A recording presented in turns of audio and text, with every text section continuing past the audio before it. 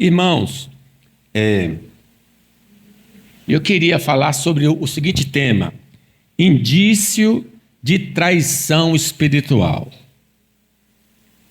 Quando a gente vai ler alguma coisa pelo YouTube, claro que isso aqui não é conclusivo, não é engessado, mas alguns apresentam alguns sinais que demonstram que há uma traição aí entre os casais, né? Alguém casado está traindo. Eles então enumeram algumas coisas. Não confundam, porque algumas doenças são muito parecidas com outras e às vezes os sinais são próximos. Aqui no sentido geral.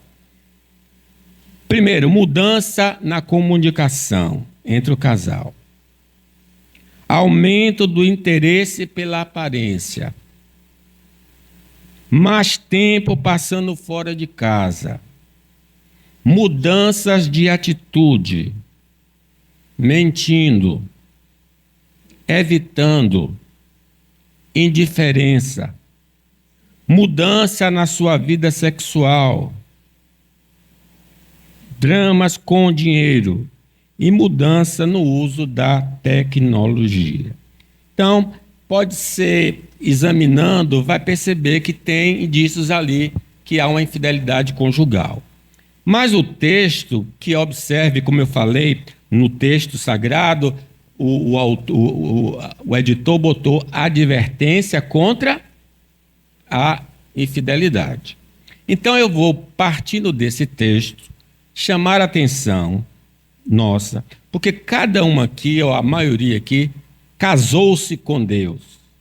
Quando se batizou em nome do Pai, do Filho e do Espírito Santo. Tem uma aliança, fez juras de promessa a Deus no batismo. Então, é hora de fazermos uma avaliação se nós temos traído o nosso Deus, porque o Velho Testamento é cheio dessa figura aplicada a Israel. Então, vamos ver. Indício de traição espiritual. Em primeiro lugar, o infiel a Deus adota crenças e comportamento dos pagãos.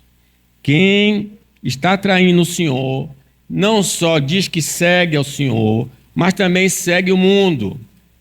É o crente Raimundo, um pé na igreja, um pé no mundo. Observe, versículo 1, vamos ler. Quando o Senhor teu Deus te introduzir na terra que passais a possuir, e tiver lançado muitas nações diante de ti, os heteus, os gigazeus, os amorreus, os cananeus, os fariseus, os aveus, os jebuseus, 7 nações mais numerosas e mais poderosas do que tu. Então essas nações seriam eliminadas. Por quê? Vocês lembram, quando Deus fez a promessa a Abraão de dar a terra, disse, olha, agora não vai ser possível, porque ainda não se completou a medida dos pecados dos amorreus, essas nações. Então iam passar 400 anos, até que chegou o momento de Deus a aplicar juízo sobre essas nações, usando o seu povo. Os pagãos, essas nações, são reprovados pelo Senhor, devido às suas crenças e comportamentos contrários à vontade de Deus revelada nas Escrituras. Por isso seriam lançados fora da terra de Canaã. Deus não se agradava daquele povo, das crenças daquele povo, do comportamento daquele povo. Então Deus ia eliminá-los, afastá-los, como fez Sodoma e a Gomorra. Diz o versículo 2, e o Senhor teu Deus há te vedado diante de ti para as ferir. Eles seriam, aqui é o juízo de Deus contra esse povo através de Israel. Olha que diz, totalmente, o quê? As destruirás, não farás com ela aliança, nem terás piedade delas. Então não ia sobrar ninguém. Eliminação total. Então o estilo de vida e a doutrina do pagão deve ser completamente detestada por nós e destruída da nossa mente e da nossa maneira de viver. Vejam que ali era um juízo literal contra pessoas. Hoje Deus não nos manda matar ninguém, não é nosso dever. Mas Deus quer que faça morrer a nossa natureza terrena, pecaminosa. Então, aquele comportamento contrário a Deus, aquelas crenças contrárias a Deus, nós devemos destruir da nossa vida. Não pode ficar nada em nós. Efésios diz: isso, portanto, digo, e no Senhor testifico, não mais andeis como andam os pagãos, os gentios, na vaidade dos seus próprios pensamentos. Não cabe na vida do crente o mesmo comportamento de uma pessoa que não glorifica a Deus. No versículo 3 diz: nem contrairás matrimônio com os filhos dessas nações, não darás tuas filhas a seus filhos, nem tomarás suas filhas para teus filhos. Veja que ele proibiu, não é que Deus tem preconceito racial, nada disso, é questão moral, é questão doutrinária.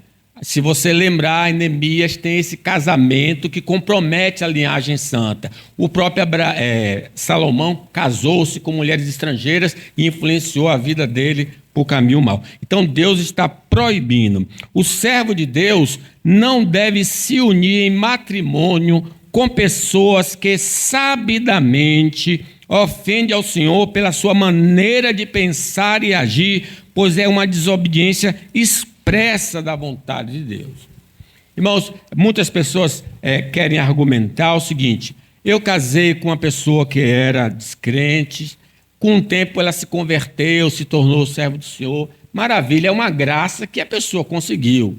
Mas a maioria das histórias são completamente diferentes. As pessoas casam e acabam afastando aquele crente da igreja, porque ele vai ser contaminado.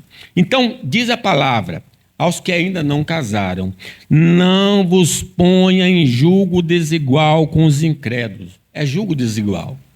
Porquanto que sociedade pode haver entre a justiça e a iniquidade? Ou que comunhão da luz com as trevas? Que harmonia entre Cristo e o maligno? Ou que união do crente com o incrédulo? Que ligação entre o santuário de Deus com os ídolos? Percebam, meus irmãos, eu não estou falando aqui com quem é casado, viu? Porque aí você talvez, meu marido não é crente, então eu vou largar ele? Não, não vai largar, não, vai ficar com ele até que a morte o separe. Aqui está falando em especial da pessoa que é solteira, que não deve se aventurar a casar com o infiel, que ele vai ter drama. Aí, mas pastor, nós temos uma ligação emocional, física, beleza, mas o casamento não resume-se só em relação sexual. Envolve em pensamentos, em objetivo de vida, e aí vai haver esse choque. O casamento do crente com o pagão vai apagar a fé do cristão em Deus e vai levá-lo à apostasia da fé, seguindo os falsos deuses. Ora, o que Salomão, a experiência de Salomão, Deus falou com ele quantas vezes? 2 vezes. Ele aí casou com 1000 mulheres, 700 mulheres, 300 princesas e tal. No fim, quando ele estava velho, a testosterona dele caiu, aí as mulheres pressionaram ele, e ele fez deuses para todas as suas mulheres, e desagradou muito ao Senhor. Ora, se Salomão caiu, que homem que era mais sábio da época, quem somos nós para resistir, não é? Então,